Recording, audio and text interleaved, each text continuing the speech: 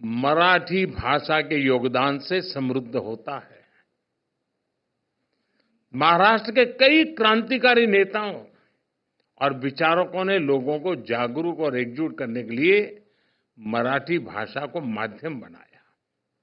लोकमान्य तिलक ने मराठी समाचार पत्र केसरी के द्वारा विदेशी सत्ता की जड़ें हिला दी थी।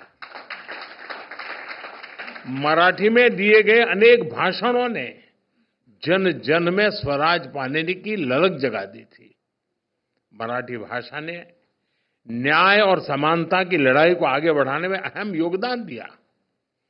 गोपाल गणेश अगरकर ने अपने मराठी समाचार पत्र सुधारक द्वारा सामाजिक सुधारों के अभियान को घर घर तक पहुंचाया।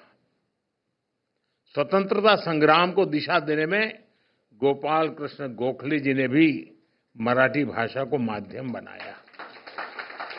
साथियों, मराठी साहित्य भारत की वो अनमोल विरासत है जिसमें हमारी सभ्यता के विकास और सांस्कृतिक उत्कर्ष की गाथाएं सुरक्षित है। महाराष्ट्र में मराठी साहित्य के द्वारा ही स्वराज, स्वदेशी, स्वभाषा और स्व संस्कृति की चेतना का विस्तार हुआ। स्वतंत्रता आंदोलन के दौरान शुरू हुए गणेश उत्सव और शिव जयंती के कार्यक्रम वीर सावरकर जैसे क्रांतिकारियों के विचार, बाबा साहब आंबेडकर का सामाजिक समता आंदोलन, महर्षि कर्वे का महिला सशक्तिकरण अभियान, महाराष्ट्र का औद्योगिकरण, कृषि सुधार के प्रयास, इन सब की प्राण शक्ति मराठी भाषा थी।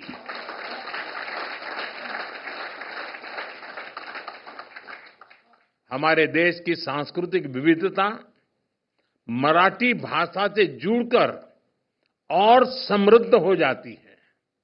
साथियों, भाषा सिर्फ बातचीत का माध्यम नहीं होती। भाषा का संस्कृति, इतिहास, परंपरा और साहित्य से गहरा जुड़ाव होता है।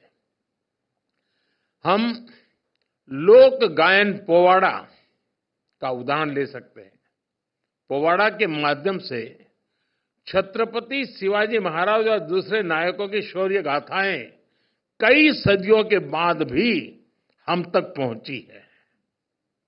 ये आज की पीढ़ी को मराठी भाषा की अद्भुत देन है।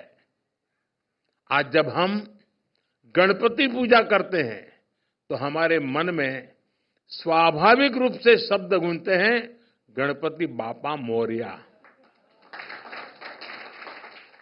ये केवल कुछ शब्दों का जोड़ नहीं है, बल्कि भक्ति का अनंत प्रवाह है। यही भक्ति पूरे देश को मराठी भाषा से जोड़ती है। इसी तरह श्री विट्ठल के अभंग को सुनने वाले भी स्वतः मराठी से जुड़ जाते हैं। साथियों, मराठी भाषा को यह गौरव दिलाने के लिए मराठी साहित्यकारों, लेखकों, कवियों और असंख्य मराठी प्रेमियों ने लंबा प्रयास किया है। मराठी भाषा को क्लासिकल लैंग्वेज की मान्यता के रूप में कई प्रतिभाशाली साहित्यकारों की सेवा का प्रसाद मिला है। इसमें बाळशास्त्री जांभेकर, महात्मा ज्योतिबा फुले, सावित्रीबाई फुले, कृष्णाजी प्रभाकर खाडिलकर, केशव सूत, श्रीपाद महादेव माटे, आचार्य अत्रे, शांताबाई शेड़के, गजानन दिगंबर मारगुलकर, कुसुमाग्र जैसी विभूतियों का योगदान अतुलनीय है। मराठी साहित्य की परंपरा केवल प्राचीन ही नहीं बल्कि बहुआयामी है। विनोबा भावे, श्रीपाद अमृत डांगे, दुर्गाबाई भागवत, बाबा आमटे, दलित साहित्यकार दया पवार, बाबा साहब पुरंदरे जैसी कई हस्तियों ने मराठी साहित्य में महत्वपूर्ण योगदान दिया है। मैं आज मराठी की सेवा करने वाले पुरुषोत्तम लक्ष्मण देशपांडे, पुला देशपांडे कहूं तब लोग समझते हैं,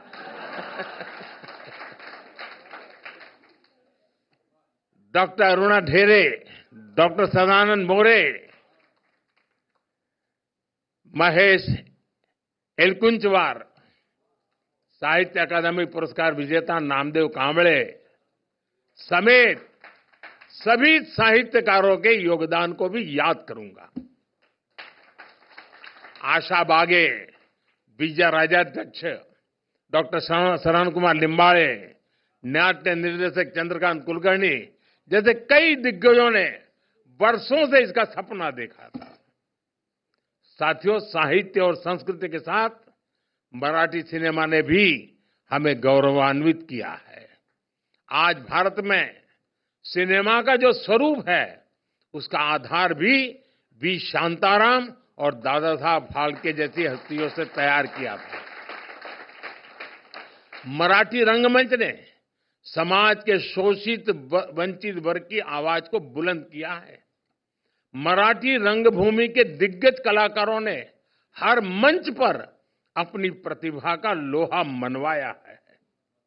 मराठी संगीत, लोक संगीत, लोक नृत्य की परंपराएं अपने साथ एक समृद्ध विरासत लेकर आगे बढ़ रही है।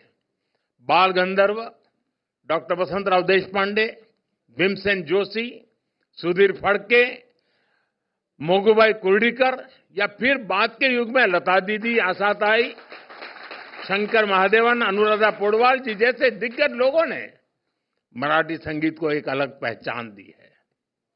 मराठी भाषा की सेवा करने वाले व्यक्तित्वों की संख्या इतनी विशाल है, मैं उनके बारे में बात करूं तो पूरी रात निकल जाएगी।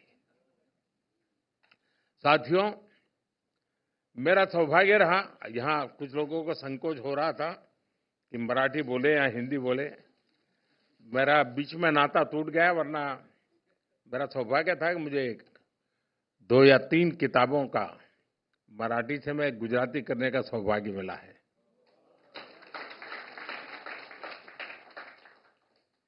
अब पिछले 40 साल से मेरा संपर्क टूट गया, वरना मैं काफी मात्रा में मराठी में अपनी गाड़ी चला लेता था।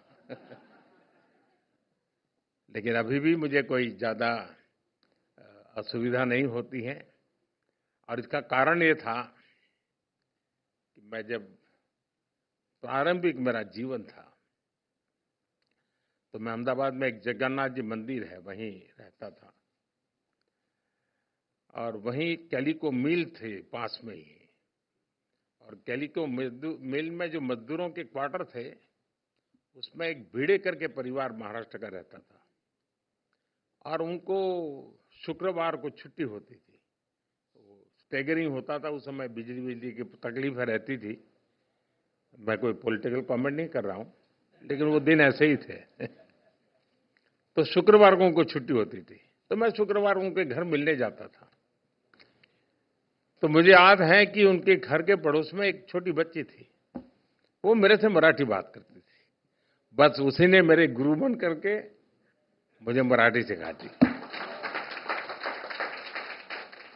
साथियों, मराठी को क्लासिकल लैंग्वेज का दर्जा मिलने से मराठी भाषा के अध्ययन को बढ़ावा मिलेगा, इसे रिसर्च और साहित्य संग्रह को बढ़ावा मिलेगा। सबसे महत्वपूर्ण बात यह है कि भारत की यूनिवर्सिटीज में मराठी भाषा के अध्ययन की सुविधा मिल सकेगी। केंद्र सरकार के फैसले से मराठी भाषा के विकास के लिए काम करने वाले संगठनों, व्यक्तियों और छात्रों का बढ़ावा मिलेगा। इससे शिक्षा और रिसर्च के क्षेत्र में रोजगार के नए अवसर भी बनेंगे। साथियों, आजादी के बाद देश में पहली बार ऐसी सरकार बनी है जो मातृभाषा में पढ़ाई को महत्व देती है। मुझे याद है, मैं बहुत साल पहले एक बार अमेरिका गया, तो एक परिवार में मुझे रुकना था, और मुझे उस परिवार की एक आदत मेरे मन को छू गई। मूल वो तेलुगु परिवार था, लेकिन उनके घर में नियम था, लाइफ तो अमेरिकन थी, जीवन तो वहीं का था, लेकिन नियम था कि कुछ भी हो जाए, शाम को खाना खाते समय टेबल पर परिवार के सब लोग साथ बैठेंगे। और दूसरा था, शाम को खाना खाते समय परिवार का एक भी व्यक्ति तेलुगु भाषा के सिवाय एक भी भाषा बोलेगा नहीं। उसके कारण वहां जो बच्चे पैदा हुए थे वो भी तेलुगु बोल लेते थे।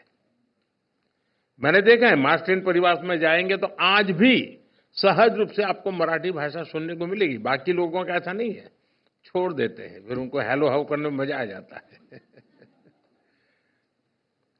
साथियों, नई नेशनल एजुकेशन पॉलिसी के तहत अब मराठी में भी मेडिकल और इंजीनियरिंग की पढ़ाई संभव हुई है। इतना ही नहीं, मैंने सुप्रीम कोर्ट के जजेस के सामने रिक्वेस्ट की थी। मैंने कहा, एक गरीब आदमी आपकी अदालत में आता है और आप उसको अंग्रेजी में जजमेंट देते हैं, वो बेचारा क्या समझेगा, क्या दिया है आपने। और मुझे खुशी है कि आज हमारे जो जजमेंट है उसका जो ऑपरेटिव पार्ट है वो मातृभाषा में दिया जाता है। मराठी में लिखी साइंस, इकोनॉमिक्स, आर्ट, पोएट्री और तमाम विषयों की किताबों की उपलब्ध होती रही है और बढ़ रही है। हमें इस भाषा को व्हीकल ऑफ आइडियाज बनाना है ताकि हमेशा जीवंत बनी रहे। हमारा प्रयास होना चाहिए कि मराठी साहित्य की रचनाएं ज्यादा से ज्यादा लोगों तक पहुंचे। मैं चाहता हूं कि मराठी भाषा ग्लोबल ऑडियंस तक पहुंचे। और आपको मालूम होगा, आपको अगर इंटरेस्ट हो भाषा में, तो भारत सरकार ने भाषिणी ऐप बनाया है। आप जरूर इसका उपयोग कर सकते हैं। ये बहुत आसानी से आप अपनी चीजों को भारतीय भाषाओं में इंटरप्रेट कर सकते हैं। ट्रांसलेशन के इस फीचर से भाषा की दीवार खत्म हो सकती है।